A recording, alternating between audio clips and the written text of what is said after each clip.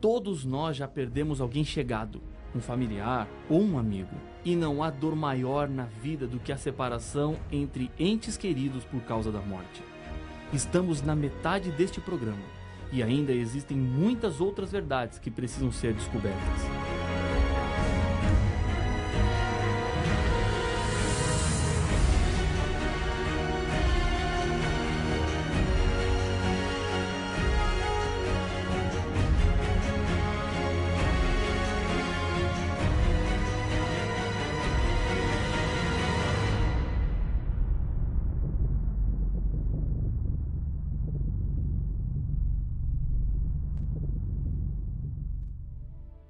A experiência mais trágica que passamos nesta vida, sem dúvida, é a morte.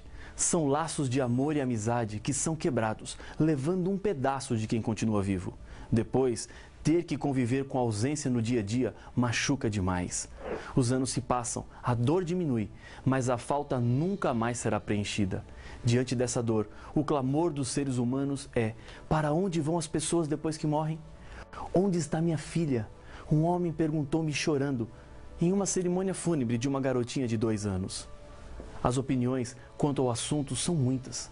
Para uns, o espírito continua sofrendo, enquanto não forem acertadas todas as dívidas espirituais que foram deixadas na terra. Outros defendem que existe a reencarnação do espírito em outra pessoa. E há aqueles que argumentam dizendo que se a pessoa foi boa, vai para o céu, para o paraíso. O livro do Apocalipse nos traz as respostas e precisamos mais do que nunca da segurança da palavra de Deus nesses assuntos tão difíceis. O inimigo de Deus, nos últimos dias, tem usado a curiosidade que os seres humanos têm com relação à morte como uma arma poderosa para enganar as pessoas e levá-las para longe da verdade. O objetivo do diabo é levar o ser humano a obedecer qualquer coisa e qualquer um, menos Deus. Ele no passado usou diferentes estratégias e hoje sua estratégia tem sido a despersonalização de Deus. Deus assim deixa de ser uma pessoa e passa a ser uma simples energia que pode estar em todas as coisas e em todos os lugares, inclusive dentro do próprio ser humano. Com isso, o ser humano torna-se Deus e é levado a crer que a vida que existe nele é eterna. No livro do Apocalipse, capítulo 1, verso 18, Jesus apresenta-se como autoridade nesse assunto de vida e morte. Acompanhe aquilo que o texto nos diz. Estive morto, mas eis que estou vivo pelos séculos dos séculos, e tenho as chaves da morte e do inferno. A morte de Jesus e a sua ressurreição resolveram de uma vez por todas o problema da morte e do pecado, que alcançou todos os seres humanos. E Jesus, por ter morrido e agora estar vivo, pode dizer com autoridade o que é que acontece quando uma pessoa morre. Jesus tem as respostas. Ele tem a chave. Você não precisa procurar em conchas, cartas ou até mesmo na palma da sua mão. A Bíblia nos mostra com precisão a resposta sobre o mistério da morte. Para entender a morte, antes precisamos entender a vida. A morte é o oposto da vida. Em Gênesis capítulo 2, verso 7, a Bíblia fala sobre a natureza do homem. Então formou o Senhor Deus ao homem do pó da terra e lhe soprou nas narinas o fôlego de vida, e o homem passou a ser alma vivente. O ser humano não tem uma alma, ele é. Entre ser e ter existe uma grande diferença. A alma vivente é a junção do corpo com o fôlego de vida, que vem de Deus. No sentido bíblico, a alma vivente é a mesma coisa que ser vivente. Quando você diz que na sua casa ontem à noite tinham 20 almas, significa que 20 pessoas vivas estavam em sua casa. Na Bíblia, a expressão alma nunca é relacionada a um espírito desencarnado. Há pessoas que acreditam que o corpo morre, mas a alma nunca morre. Pela descrição do texto bíblico, percebemos que o ser humano começou a viver quando o pó da terra juntou-se com o sopro de vida, ou fôlego de vida, que Deus soprou nas narinas de um boneco, feito do pó da terra. Isso significa que não existe uma alma independente do corpo. Somos uma combinação harmoniosa entre pó da terra e fôlego. A lâmpada não tem luz por si só, mas produz luz quando está ligada à energia elétrica, ao mesmo tempo em que a energia elétrica sozinha não ilumina a menos que esteja conectada com a lâmpada. A mesma relação acontece entre pó da terra e fôlego. Lâmpada mais energia é igual a luz. Pó da terra mais fôlego é igual a alma vivente. Quando o ser humano foi criado, Deus não havia planejado a morte. Ela é um acidente que aconteceu, um triste e trágico acidente. No Jardim do Éden, havia uma árvore em que Deus testaria a fidelidade e a escolha dos seres humanos. Logo após ter criado os seres humanos, Deus advertiu. E o Senhor Deus ordenou ao homem: coma livremente de qualquer árvore do jardim, mas não coma da árvore do conhecimento do bem e do mal, porque no dia em que dela comer, certamente você morrerá. Gênesis capítulo 2, versos 16 e 17. Para que os seres humanos continuassem vivos, havia uma condição a cumprir: deveriam permanecer obedientes. O diabo é o sedutor de todo o mundo. Ele inventou uma mentira para Eva quando ela se aproximou da árvore e começou a conversar com ele. Aqui está um grande perigo, um sinal de alerta. Com o diabo não se conversa, ele é mentiroso e perigoso. Ele disse a Eva: Deus disse que se você comer desse fruto você vai morrer? Eu te garanto, Eva, disse o inimigo, é certo que você não vai morrer.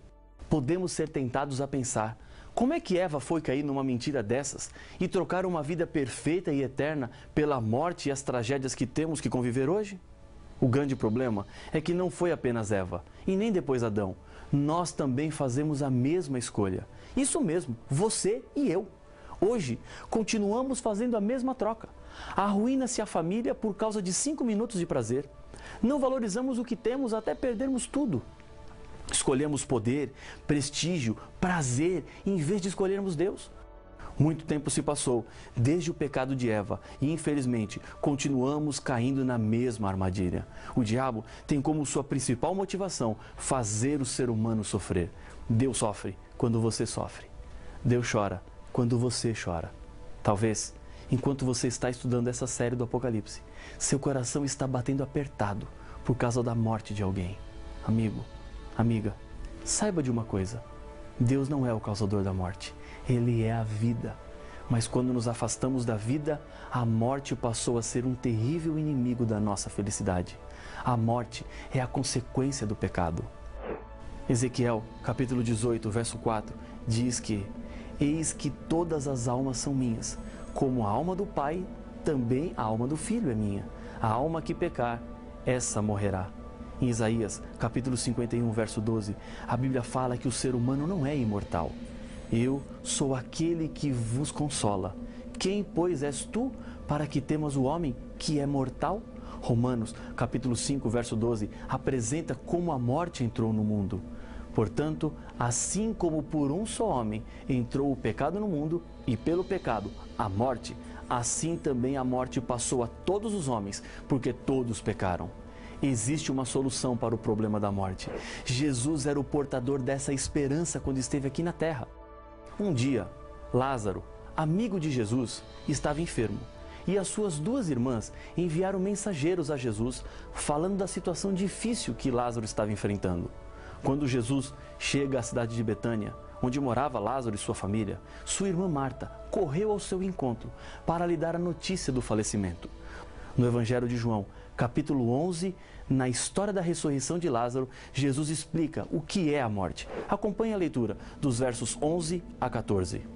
Isto dizia, e depois lhes acrescentou: nosso amigo Lázaro adormeceu, mas vou para despertá-lo. Disseram-lhe, pois, os discípulos: Senhor, se dorme, estará salvo. Jesus, porém, falara com respeito à morte de Lázaro, mas eles supunham que tivesse falado do repouso do sono. Então Jesus lhes disse claramente: Lázaro morreu. A palavra adormeceu expressa inconsciência, o que é confirmado em outros textos bíblicos, como por exemplo em Eclesiastes capítulo 9, versos 5 e 6. Porque os vivos sabem que hão de morrer, mas os mortos não sabem coisa nenhuma, nem tampouco terão eles recompensa, porque a sua memória jaz no esquecimento. Amor, ódio e inveja para eles já pereceram, para sempre não têm eles parte em coisa alguma do que se faz debaixo do sol. Quando uma pessoa morre, quebra-se então a união entre o pó da terra e o fôlego de vida, desaparecendo assim a vida consciente, ou seja, a alma vivente.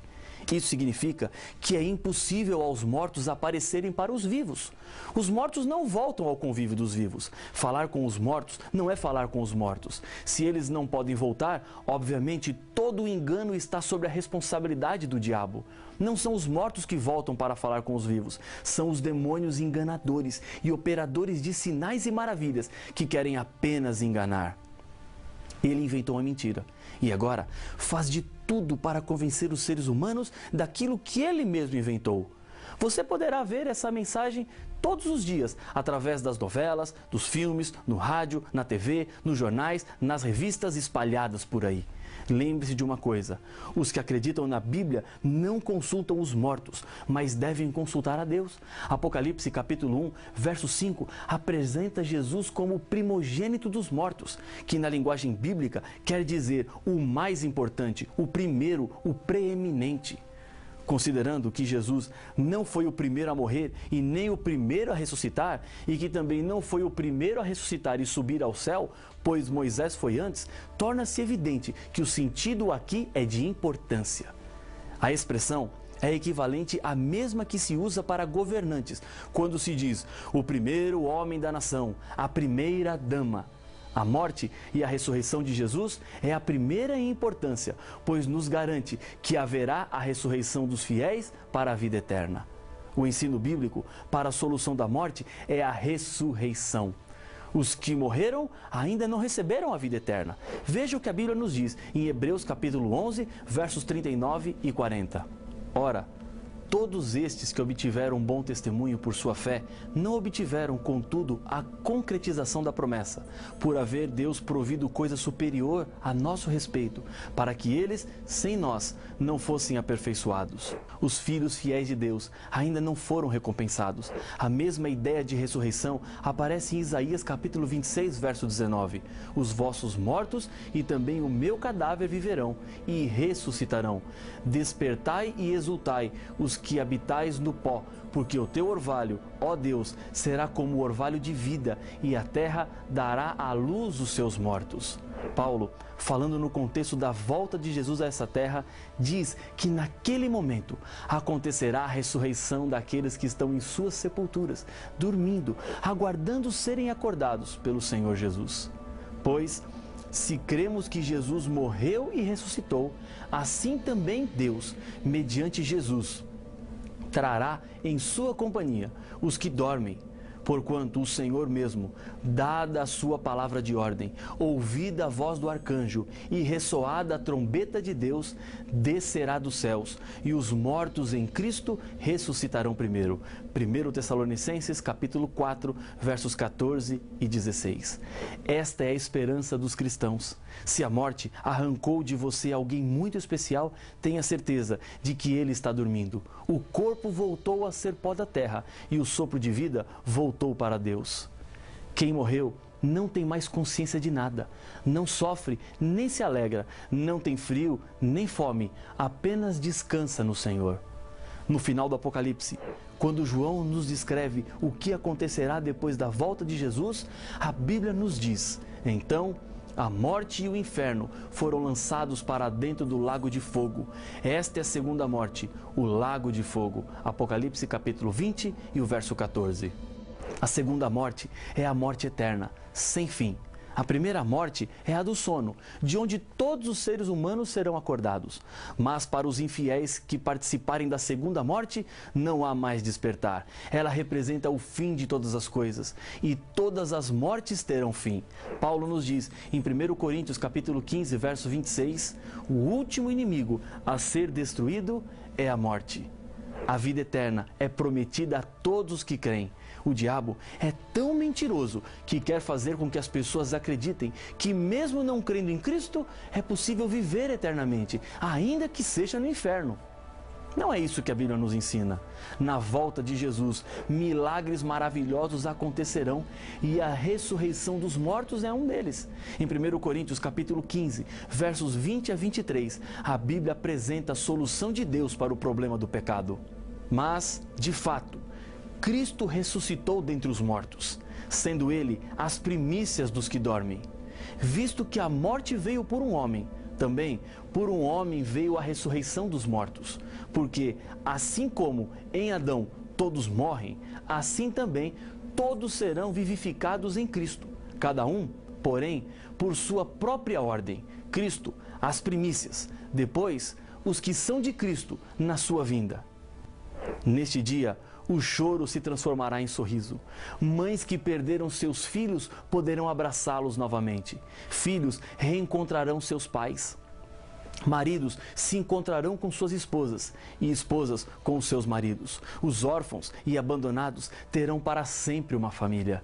Deus dará ao ser humano tudo aquilo que ele quis que o ser humano sempre tivesse. Em Apocalipse, capítulo 21, verso 4, a Bíblia nos diz: "E lhes enxugará dos olhos toda lágrima, e a morte já não existirá. Já não haverá luto, nem pranto, nem dor, porque as primeiras coisas passaram." Todos os que aceitarem a Jesus como Senhor da sua vida e reconhecerem que Ele nos salvou e assim decidem viver de acordo com a vontade de Deus e morrerem nessa vida, verão se cumprir a poderosa promessa da ressurreição. Essa é a grande esperança, essa é a grande certeza. Está você triste por causa da morte de alguém que foi especial e importante para você?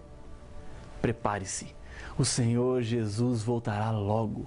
Guarde em seu coração as boas lembranças apenas e não se esqueça que a morte é apenas um sono.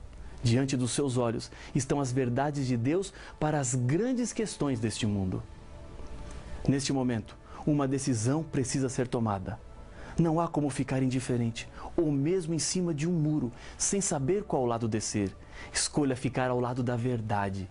Deus tem aberto diante dos seus olhos o plano que Ele tem para este mundo mau. A morte não é o final de tudo. Ainda existe esperança. E porque existe essa esperança, eu quero nesse momento lhe convidar a orar comigo. Pai de amor, entendemos na Tua palavra que existe uma solução para o problema da morte, a ressurreição. E é com essa esperança que eu entrego a vida de cada filho Teu nas Tuas mãos. Nós confiamos e acreditamos na Tua volta e sabemos que em breve a morte não mais existirá. Fica conosco, oramos em nome de Jesus. Amém.